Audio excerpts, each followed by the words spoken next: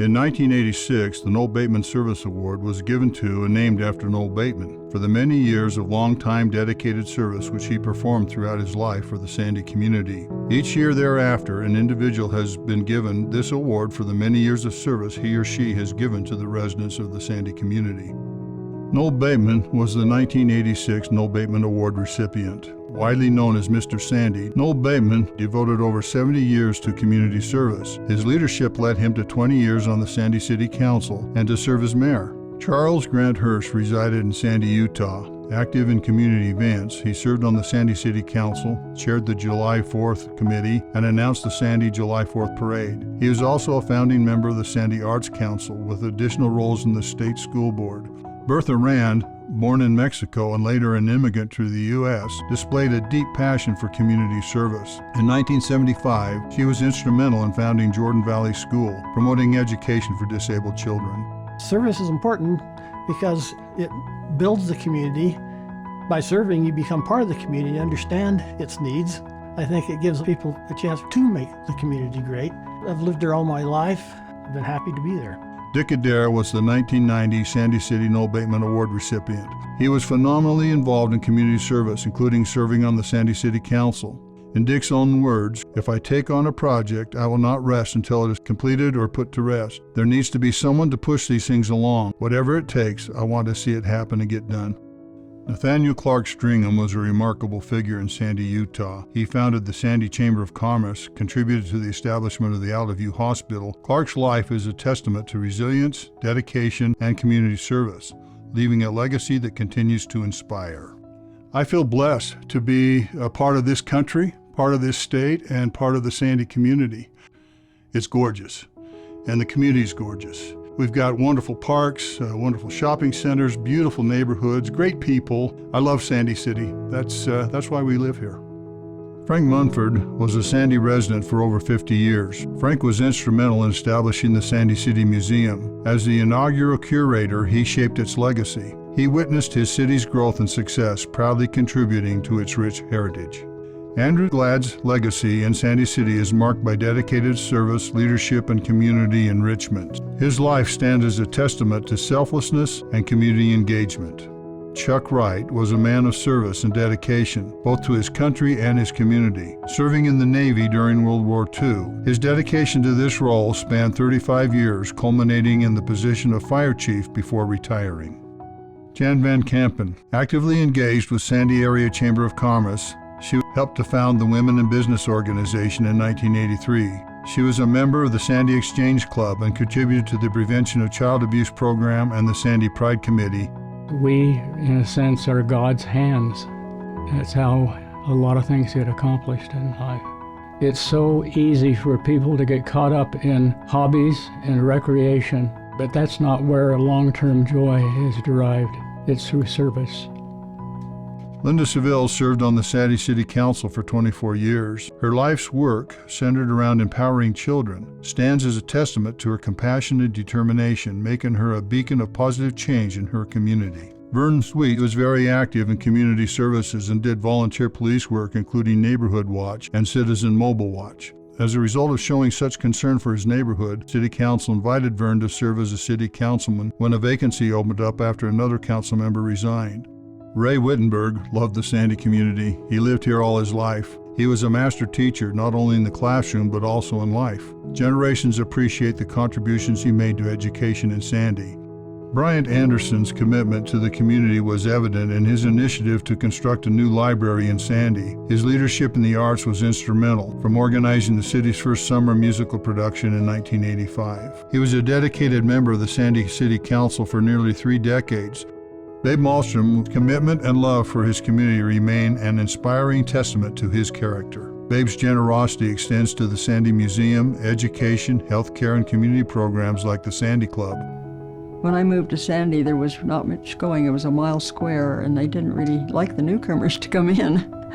But we just kind of sneaked in and started doing things and making things happen. And we just tried to make Sandy the best city we could make it.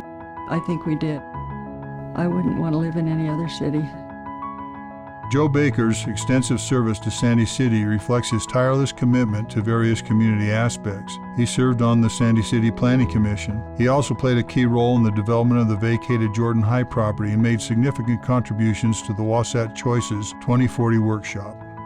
Peggy Bird, a lifetime resident of historic Sandy, has devoted herself to countless projects in her community for decades. Her dedication and vision have been instrumental in various community advancements.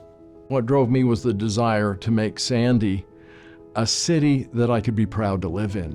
When you dedicate to something, then that builds commitment.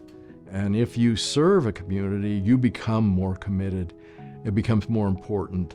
And the more people you get to serve, the more shared vision you have. I love Sandy and the energy here in this city and the people here. We are a close-knit city. We know each other. We care about each other. In doing that, it draws more people into wanting to serve. Sandy City is indeed my city, and I love it very much. From my early days as a young man living in Sandy, I was always taught to provide service to those who are in need. The things I remember throughout my life the most are the service projects, by far, because it had an immediate impact on people who needed our help, and it continues to pay dividends to this day. Service is more important than anything else. The bad thing about this is all the people that have passed on have a younger picture than us people are still here getting old. When we were a young married couple was expecting a child, and it happened to be in the historic district of Sandy, where we met all these wonderful longtime residents who were so involved in the community and involved in service that kind of rubbed off on me and inspired me to get involved. Like Noal Bateman and Bertha Sederberg-Rand and Patton Dick-Adair and many others. I just love this city, and it was a great city to raise our family in. They have great leadership and they have great employees, and the leaders that I've been involved with care about the people and the citizens, and I've been involved for 30 years since I've been retired, so it's been great. I'm still heavily involved, so it's a great opportunity for me. You have to have people committed to the community to make it strong, and the way you do that is you serve. And it makes it so the people really enjoy where they live. The people that I've met and dealt with are what make life enjoyable, and that's what I enjoy about Sandy City. We all should be involved in our community to make it better. The people who are involved are the people who you see over at the parks. You see come to the different events that they have. They support different things, and they feel more part of the city. So it's very important for people to take advantage of what our city offers. Max Burdick played a crucial role in Sandy City, leaving an enduring impact through various community endeavors. His first significant contribution was the creation of the Community Coordinator Program. He also served on the Sandy City Planning Commission for 13 years. Karen Johnstone is a great friend to all that know her. She served as the July 4th Parade Coordinator for 23 years. Her talents are wide-ranging. As a longtime member of the Sandy Arts Guild, she created magical costume designs for many of the Guild's productions. She is a remarkable asset to our community and a very special lady. Service is a very important thing in any community. It makes a better community, and it brings the residents closer together. If you don't involve yourself with this city and find out what's going on and do what you can to fix what you'd like to see, you really have no say. I just think it's a great place to live. I love Sandy because of the people that are here. I served as the Chief Administrative Officer for Sandy City for just over 31 years. During that time, I felt a great responsibility to take care of and even love the employees, the citizens, the individuals of the community. Much of what has been accomplished to make this a great place to live and work is a testament to those who have served here in one way or another. Tom Dolan.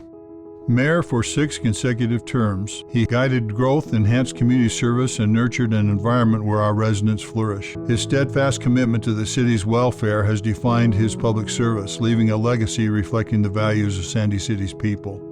Service is important to make a character. Why I love Sandy? Boy, you got a half hour.